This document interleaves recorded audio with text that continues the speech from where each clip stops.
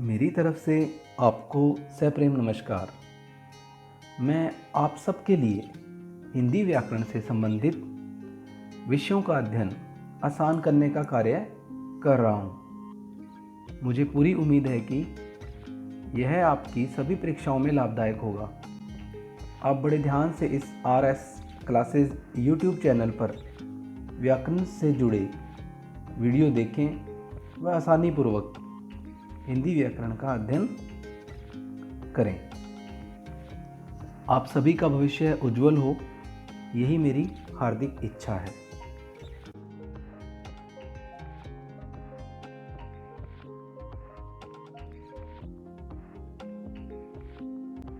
हमारा आज का अध्याय हिंदी व्याकरण में वर्ण विचार के अंतर्गत स्वर हैं। हम इनका अध्ययन बड़े ध्यानपूर्वक से करेंगे व इन्हें सीखेंगे। वर्ण विचार परिभाषा: ध्वनि की सबसे छोटी सार्थक इकाई को वर्ण कहते हैं।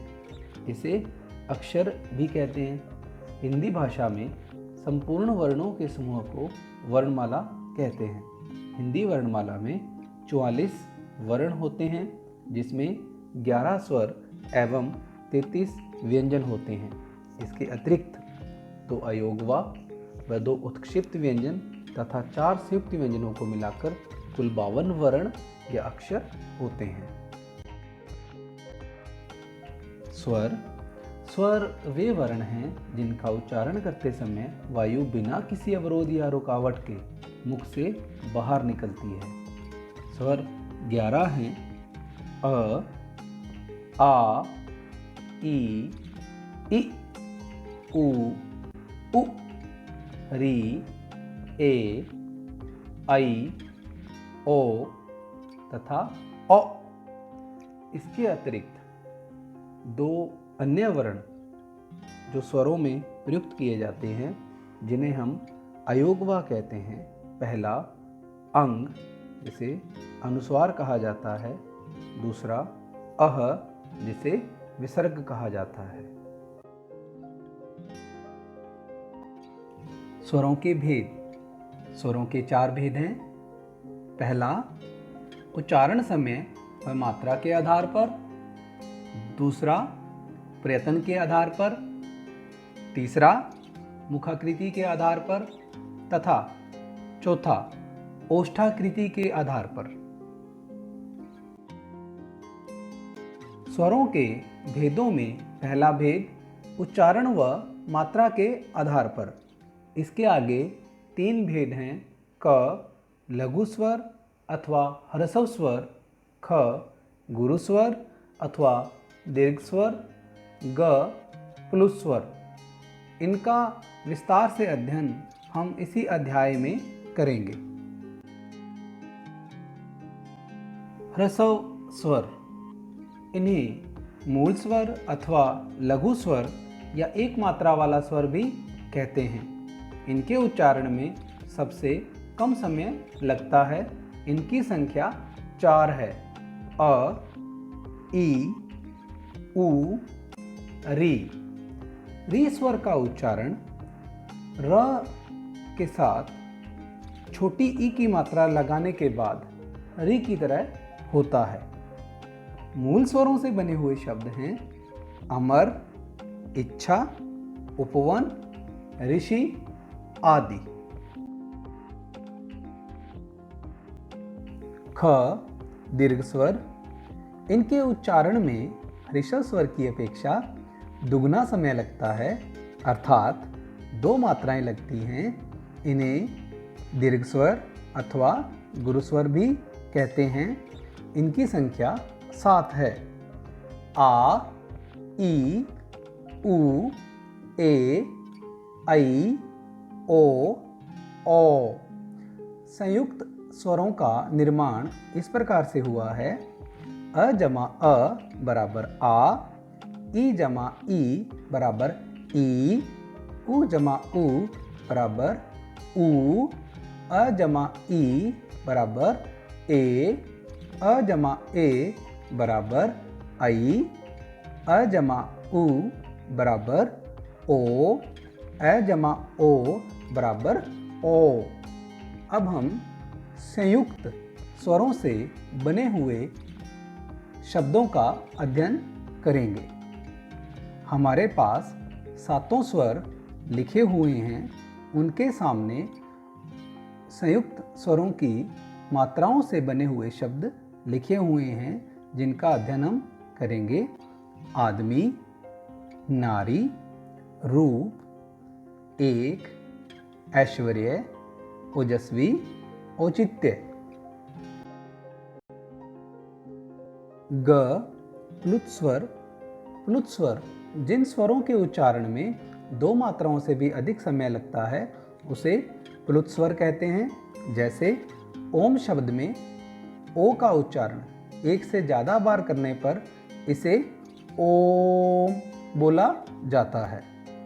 संस्कृत में प्लुत स्वर का प्रयोग होता है, पर हिंदी में प्लुत स्वर का प्रयोग नहीं होता।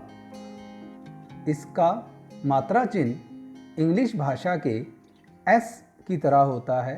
इसके अन्य उदाहरण हैं गोपाल, राम, इस प्रकार से।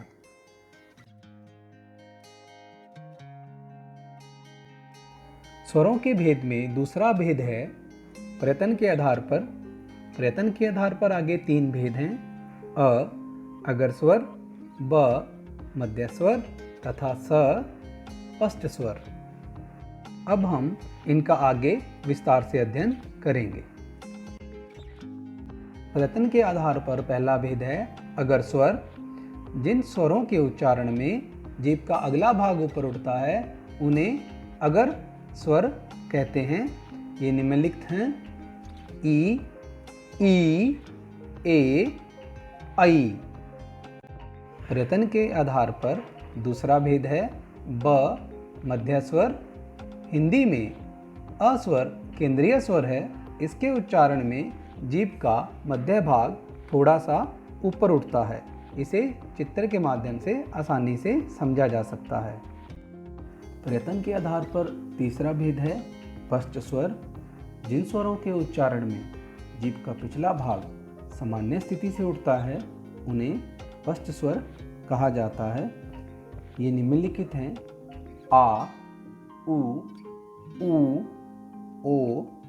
ओ तथा ओ। इन्हें हम इस चित्र के माध्यम से भी आसानी से सीख सकते हैं। प्रयत्न के आधार पर स्वरों के भेदों को समझने के लिए हम इस चित्र की सहायता लेंगे और इसका अध्ययन करेंगे। अगर स्वर, मध्य स्वर तथा पश्च स्वर के अनुसार उनके सामने इन स्वरों को रखा गया है। अगर स्वर में ई, ए, ऐ, मध्य स्वर में अ तथा पश्च स्वर में उ, ओ तथा आ का उच्चारण होता है। अगर स्वर से तात्पर्य मुख के अंदर आगे वाले भाग से इनका उच्चारण होता है। मध्य स्वर से तात्पर्य मुख के बीच वाले भाग से तथा पश्च स्वर से तात्पर्य मुख के अंदर पीछे वाले भाग से इन स्वरों का उच्चारण होता है। स्वरों के भेद में तीसरा भेद है मुखाकृति के आधार पर। इसके आगे 4 भेद हैं: क संवृत स्वर, ख अर्ध संवृत स्वर, ग अर्ध विवृत स्वर, घ विवृत स्वर। इनका अध्ययन हम इस पाठ में आगे विस्तार से करेंगे। मुखाकृति के आधार पर पहला भेद है क संवृत स्वर। संवृत शब्द का अर्थ है ढका या बंद। वे स्वर जिनके उच्चारण में मुंह बहुत कम खुलता है संवृत स्वर कहलाते हैं। जैसे ई, उ। इनको हम इस चित्र के माध्यम से भी आसानी से सीख सकते हैं। मुखाकृति के आधार पर दूसरा भेद है अर्ध संवृत स्वर। अर्ध संवृत शब्द का अर्थ है आधा बंद। वे स्वर जिनके उच्चारण में मुख आधा बंद रहता है अर्ध संवृत स्वर कहलाते हैं। जैसे ए, ओ। सामने दिए गए चित्र से हम मुख की स्थिति से इसे समझ सकते हैं। मुखाकृति के आधार पर तीसरा भेद है ग, अर्ध विवृत स्वर। अर्ध विवृत शब्द का अर्थ है आधा खुला हुआ। जिन स्वरों के उच्चारण में मुख आधा खुलता है वो अर्ध विवृत स्वर कहलाते हैं। यह निम्नलिखित हैं: अ, ऐ, ओ। सामने दिए गए चित्र से मुख की स्थिति से यह स्पष्ट हो जाता है। मुखाकृति के आधार पर चौथा भेद है ग, विवृत स्वर। विवृत शब्द का अर्थ है खुला हुआ। जिन स्वरों के उच्चारण में मुख पूरा खुलता है यह स्वर विवृत स्वर कहलाते हैं। जैसे आ। सामने दिए गए चित्र से स्पष्ट है कि आ का उच्चारण करते वक्त मुख पूर्ण रूप से खुल जाता है। मुखाकृति के आधार पर हम स्वरों के भेदों को इस चित्र के माध्यम से अच्छी तरह से सीख सकते हैं। चारों भेदों के अनुसार उनके सामने स्वरों को रखा गया है। समृद्ध स्वर। समृद्ध स्वर के अंदर मुख अधिक बंद होता है। ये स्वर हैं इ, ई, उ, ऊ। अर्ध समृद्ध स्वरों में मुख आधा बंद होता है। इसमें आने वाले स्वर हैं अ, ओ। अर्ध विवृत जिसके अंदर मुख आधा खुला हुआ होता है। इसमें आने वाले स्वर हैं ऐ, अ, ओ। तथा विवृत स्वर जिसके अंदर मुख पूर्ण रूप से खुला हुआ होता है। इसमें आने वाला स्वर है आ। इस प्रकार से इनका उच्चारण होता है। स्वरों के भेदों में चौथा भेद है ओष्ठाकृति के आधार पर। इसके अंतर्गत दो और भेद हैं जिसमें पहला वृत्ताकार स्वर, दूसरा अवृत्ताकार स्वर। इनका अध्ययन हम इस पाठ में आगे विस्तार से करेंगे। ओष्ठाकृति के आधार पर पहला भेद वृत्ताकार स्वर, जिनके उच्चारण में ओंठों अधर की आकृति वृत्त के समान बनती है, वे वृत्ताकार स्वर होते हैं। ये निम्नलिखित हैं उ, उ, ओ। इसी क्रम में दूसरा भेद है अवृत्ताकार स्वर।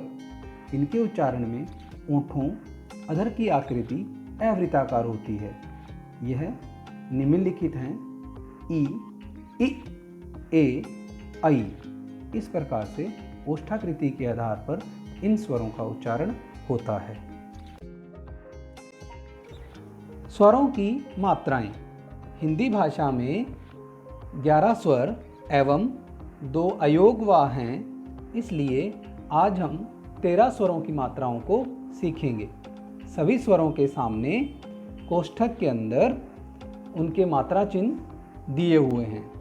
अ स्वर के अंदर कोई भी मात्रा चिन्ह नहीं होता। इन सभी स्वरों के सामने क का उदाहरण दिया गया है। यहाँ पर क का उच्चारण क इसलिए आया है कि क के नीचे हलंत का चिन्ह लगा हुआ है। जब किसी अक्षर के अंदर हलंत का चिन्ह होता है अर्थात उसके अंदर स्वर का उच्चारण नहीं हो पाता। अब हम इस क व्यंजन को जब स्वरों के साथ जोड़कर उनका उच्चारण करेंगे तो इसका उच्चारण इस प्रकार से होएगा क, का, की, कु, कु, क्री, के, को, कंग, कह। इस प्रकार से